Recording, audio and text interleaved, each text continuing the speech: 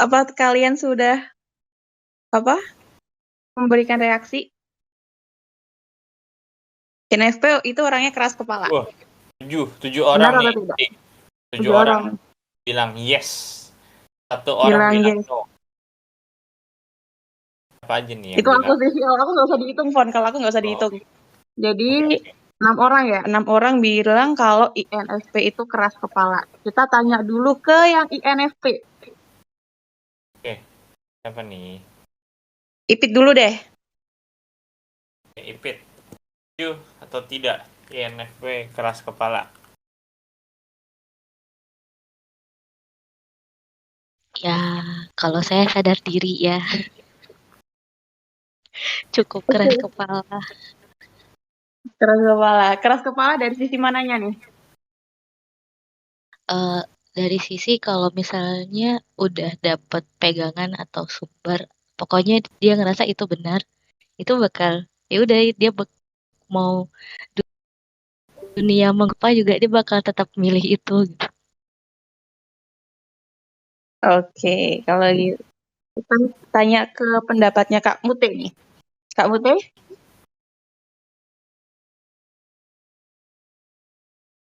Kak Mute apa bisa ya? Oh, ya. Kalau gitu. Kak Mute keras kepala dari sisi mananya nih?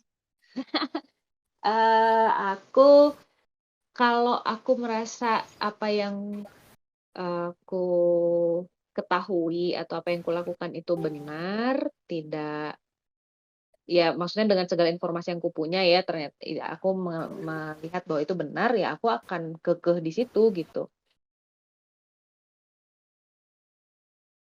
Oke, jadi hampir sama ya. Sama apa Ipit. Oke, yang kedua.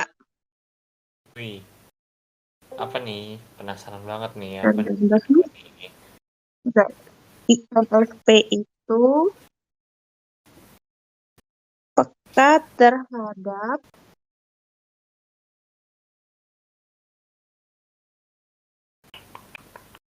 Wih, penasaran banget nih. Apa nih? Penasaran banget. INFP itu peka terhadap hal kecil yang dari orang lain. Yes. Apakah pada setuju atau tidak? Wih, ada yang tidak setuju. Nah, tidak setuju nih. Gue sebagai bukan INFP. Setuju nggak ya?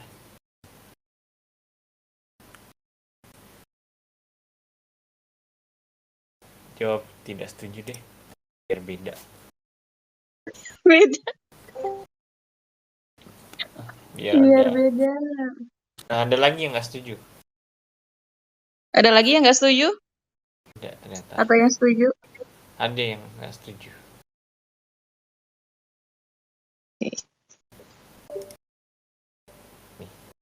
Aku tanya ke Kak Fristi nih, kenapa nggak setuju?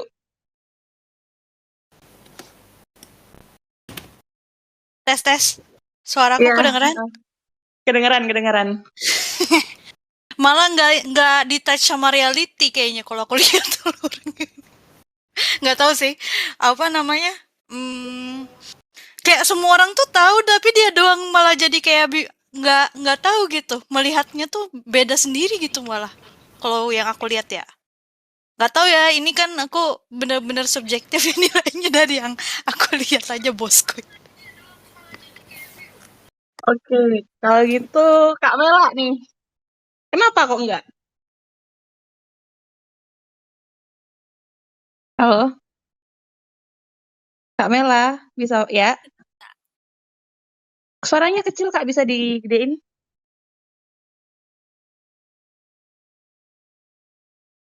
Halo Kak Mela. Oke, itu pindah ke Kak Guri deh kalau gitu. Kak Guri, kenapa menganggap INFP itu kurang peka nih?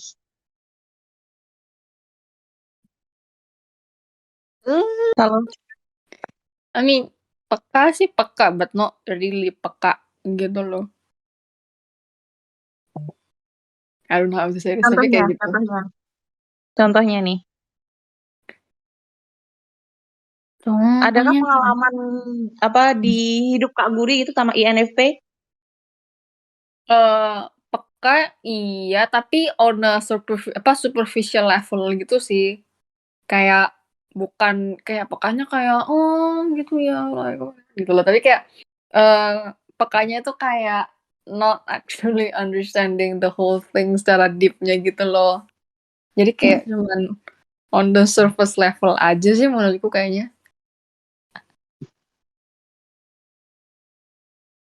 I guess. Yeah.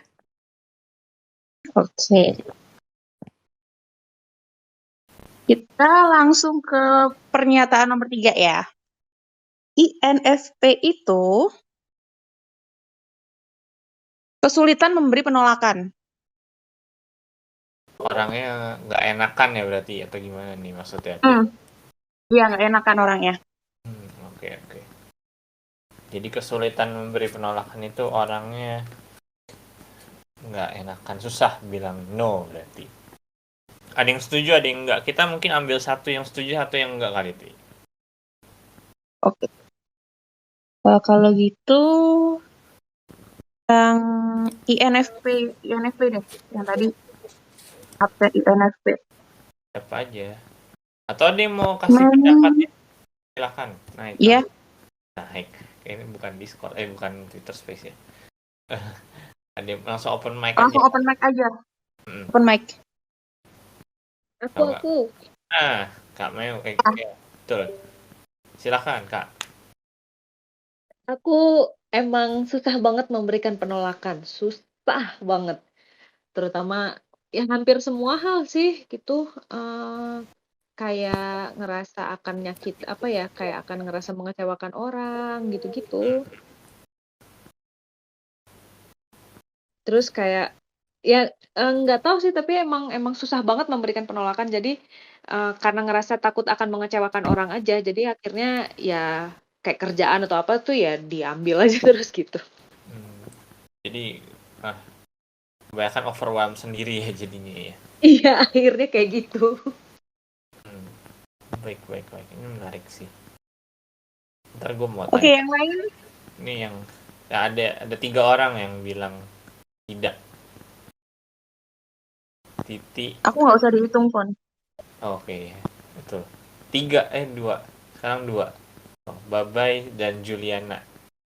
Atau antara Babay sama Juliana dia mau kasih pendapat nggak? Coba deh Babay. Gimana Bay?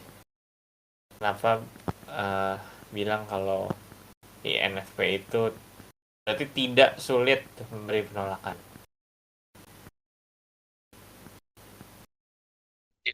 Aku atau Kak Juliana nih, Kak? Babay. Oh ya. Kalau aku sih to be honest ya. Dulu kan aku ini juga maksudnya kalau desain itu aja sih.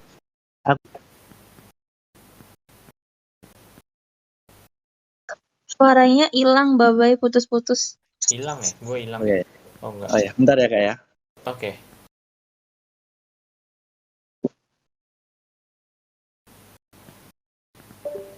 Ayo kita jadi INFP itu kesulitan. Udah jelas? Kak? Udah jelas ya? Ya. Jadi aku tuh tipenya walaupun to be honest aku juga INFP. Itu kalau misalkan aku udah di jadwal jam segini, di sini, terus mau diajak something lah yang sekiranya aku udah ada di schedule, itu aku berani menolak. Kayak gitu, tapi urusan gak enak sih, itu kan urusannya dia, bukan urusan gue sih. Agak kejam juga ya gue, kayak gitu. Iya, gitu aja. Jadi kalau aku pribadi nggak sulit membuat penolakan. Oke. Thank you buat jawabannya.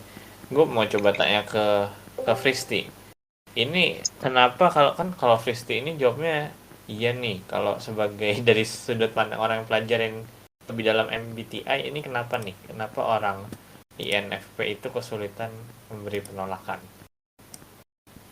Karena itu tadi yang di bagian mana tuh ada kan yang kelemahan sama kelebihannya INFP itu ada yang dia itu emotionally vulnerable tulisannya di situ. Jadi di sini ada tulisannya emotionally vulnerable sama desperate to please. Jadi mereka tuh nggak suka konflik orangnya. Nggak tahu ya, ini aku ya. Iya. Kalau dari yang aku baca. Jadi sepertinya bagi orang INFP itu konflik itu benar-benar makan energi banyak dan kalau bisa sih jangan sampai ada konflik. Makanya mungkin terkadang jadi suka bilang untuk takut untuk bukan takut apa ya? Susah menolak ya, susah bilang enggak gitu, susah bilang nggak mau gitu karena tadi itu emotionally vulnerable, desperate to please, sama mereka tuh kayak yang tadi itu pengen membahagiakan semua orang lah mungkin ya terlihatnya seperti itu kalau dari aku. Jadi karena menghindari konflik itu jadi dia susah untuk say no ya jadinya. Oke. Ini menarik. Satu trait dari INFP. Lanjut nih. Oke, pernyataan selanjutnya. INFP itu Ya, INFP itu walking contradiction atau suka bertindak tidak sesuai dengan ucapannya. walking contradiction. Ini langsung udah ada yang jawab nih. Wih, yes. Semua yes. Aduh. Menarik, tapi ada juga yang tidak. Tunggu jawabannya. Wih. Fristi udah mengutarakan pendapatnya, tapi kita tahan dulu ya. Kita nanti cari-cari yang lain dulu. Kita tanya-tanya yang lain dulu. Ayo, kita jawab. 5, 4, 3, 2, 1. Kita mau tanya siapa nih, pendapatnya siapa nih? Pendapatnya yang yes dulu aja ya. Ya, satu. Ini udah jawab semua nih. Pak kita. Devon yang lebih. Hah? Kak Fristi udah kalau gitu Kak Fristi. Kenapa bilang banget? Anjir lah banget. Apa tuh? Duh, aku apa sih namanya? Selalu nih kejadian nih kayak gini. Maksudnya dia bilang apa, ntar yang dikerjain apa tuh selalu kayak gitu. Kayak apa ya? Aku cerita pengalaman boleh nggak? Boleh. Jadi silakan. waktu itu aku disuruh baca bukunya tuh tentang yang manajemen Netflix gitu loh, Netflix culture itu, yang bukunya Reed Hastings. Jadi bosku tuh bilang, Fristi coba deh baca buku ini, terus kamu coba implementasiin di kantor bikin company culture kayak gitu kan. Terus ya udah, terus aku baca dong, aku pelajarin sebagai seorang ESTJ yang aku kalau orang ESTJ kan dimintain sesuatu pasti kita over deliver kan, dan benar-benar kita laksanakan gitu kan. Jadi tuh aku benar-benar nganggap serius semua kata-kata dia itu yang nyuruh nyuruh aku belajar itu, dan benar-benar menerapkan si buku itulah istilahnya di company culture.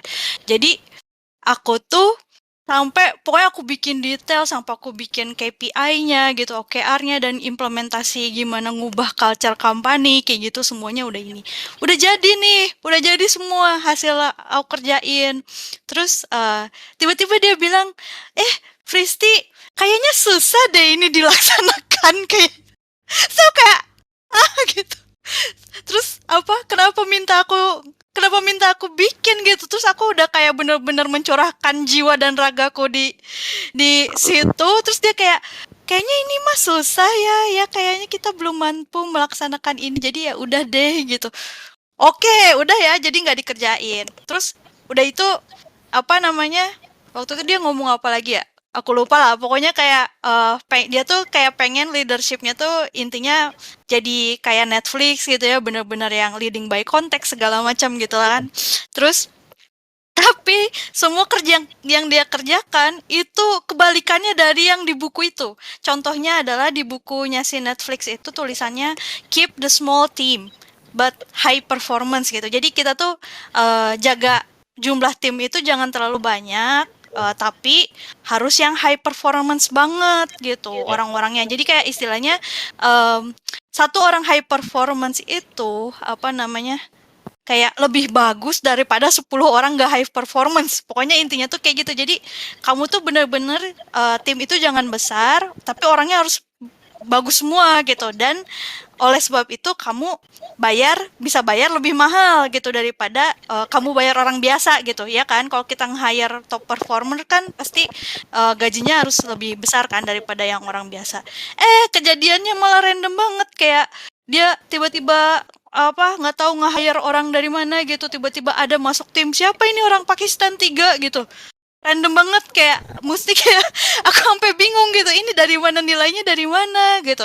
Terus kayak aku kasih performance apa sih namanya, jadi kan kita ada kayak performance review gitu kan, dan udah jelas-jelas nih orang misalkan kayak performance-nya jelek banget, bahkan kayak level work ethic-nya tuh udah minus lah istilahnya. Misalkan kan kerjanya remote, kalau kerja remote kan komunikasi itu sangat penting. Nah, sementara mereka tuh kayak susah dikontak gitu.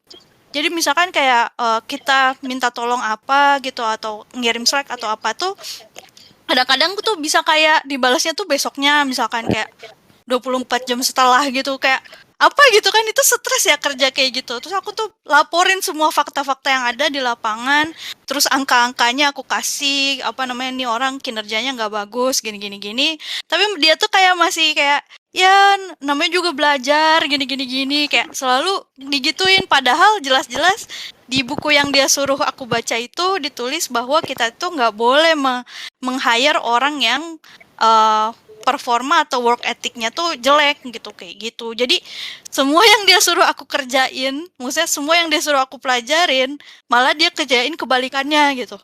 Makanya aku berani ngomong contradiction ini, bertindak nggak sesuai dengan ucapan gitu. Kayak nggak ada, aku tuh sampai heran kayak kok bisa ya kayak gitu. Kalau aku sih ya, kalau aku sebagai TJ gitu ya, kalau aku ngomong A tuh A beneran gitu, aku kerjain gitu, kayak bener-bener kuat banget aku megang sesuatu tuh sampai gimana gitu, maksudnya kayak rela gitu, kayak karena aku udah ngomong ini berarti aku harus kayak gini gitu apapun yang terjadi, kayak gitu. Tapi kok kayak bosku tuh kayak kayaknya susah ya ini company kita belum bisa melaksanakan OKR seperti ini gitu atau apa ya gitulah. Itu deh curhatan dari aku. Itu FP ya? Orang-orang FP selalu gitu ya? Nggak tahu sih, Oh. mungkin ya kebanyakan, entahlah. Ini kan ada teman-teman di sini, langsung kok konfirmasi dong, Fon. Oh iya, sebagai yang ada nggak yang INFP yang mau confirm? Siapa nih yang Mela? Dari tadi kayaknya belum ada suaranya Mela.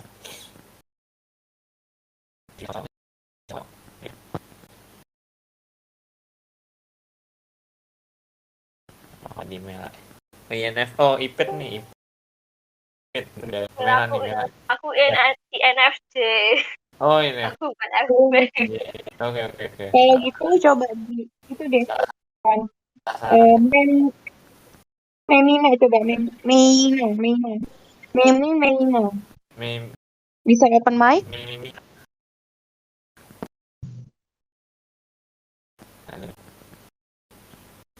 Kita mau coba confirm nih. Apakah betul? Oh. Mau ngobrol. Ini mau mengkonfirmasi. Oke, Ipet INFP bukan nih? Ipet.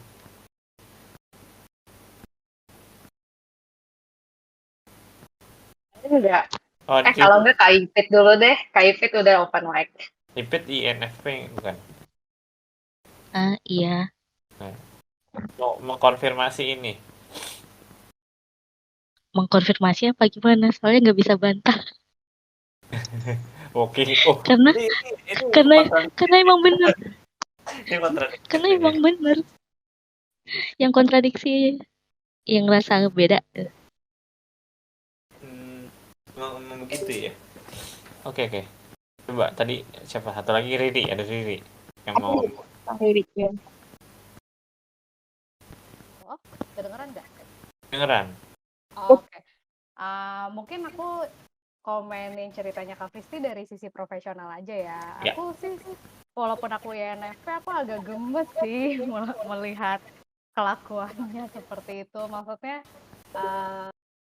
aku ngerti sih mungkin dia merasa kalau itu nggak mungkin gitu diterapkan. Cuma kayak aku tuh ngerasa kok effort orang tuh kayak didismiss gitu aja gitu. Dan juga kayak seharusnya sih ada dia membuat apa ya, perbedaan antara kehidupan pribadi, maksudnya yang kayak yang sesuai dengan visinya dia sama yang profesional gitu. Karena kalau aku mikirnya kalau di lingkungan kerja kan berarti lu nggak kerja sendiri, lu kerja sama orang lain dan lu udah meminta sesuatu tapi kok kayak gitu, apa namanya, kayak seakan-akan lu tidak menghargai kerja orang lain kayak gitu sih. Oke. Itu dari sisi. Ini INFP ya berarti ya? Iya. Oke. Gimana Ti? Ada tanggapan nggak Ti? Kalau menurut aku sih, iya karena aku juga temenan sama Ipit. Kadang dia ngomongnya A, kadang yang dilakuin B. Oh, jadi Titi yang mengkonfirmasi ikut berarti. Ya, Baik. Oke, Ti, oke. lanjut, Terus Ti. Kita lanjut. INFP itu suka sibuk dengan dunianya sendiri. Sibuk dengan dunianya sendiri.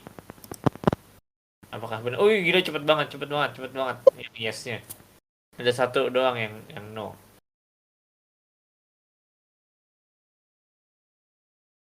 INFP itu suka sibuk dengan dunianya sendiri. Coba, masih ada lagi nggak yang mau vote? Kita hitung. 1, 2, 3, 4, 5. Oke, kita cek ya. Siapa ya? Yang di sini ada. Ada. Coba Kak. Mufid nih belum ngomong nih. Mufid baru masuk ya? Mufid. Iya. Ayo langsung kita todong. Mufid baru masuk. INFP itu suka sibuk dengan dunianya sendiri. Kenapa bilang iya? Karena ya di kepala udah ada dunianya sendiri. Gimana tuh? Ya mungkin kalau dari aku sendiri pasti mikirnya udah kayak imajinasinya gimana-mana lah. Misal apa diterangin dosen gitu, pasti nggak fokus. Kalau nggak gitu ya diterangin fokus, habis itu mikir ke kos kah atau ke mana gitu. habis ini mau ngapain, nah itu.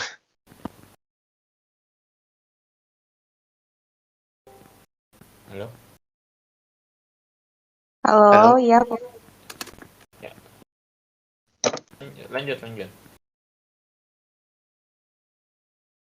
Apa gue Oke, kita kehilangan suara? cari yang enggak nih, Kak Riri nih. Kenapa bilang tidak? Kenapa berpendapat tidak?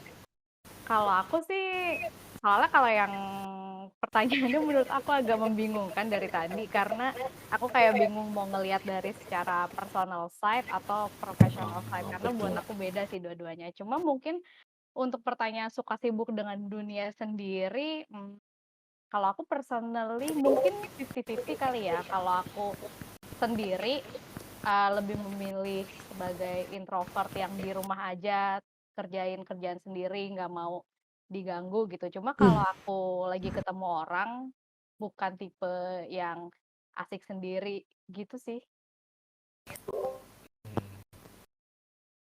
Kita lagi mode introvertnya ya, baru sibuk dengan dunia sendiri ya. Tapi kayak maksudnya bukan dunia, nggak tahu sih kalau aku ngelihat pertanyaannya tuh sibuk dengan dunia sendiri seakan-akan kayak nggak peduli gitu di orang di luar itu sedang terjadi apa. Pokoknya ya kalau gue lagi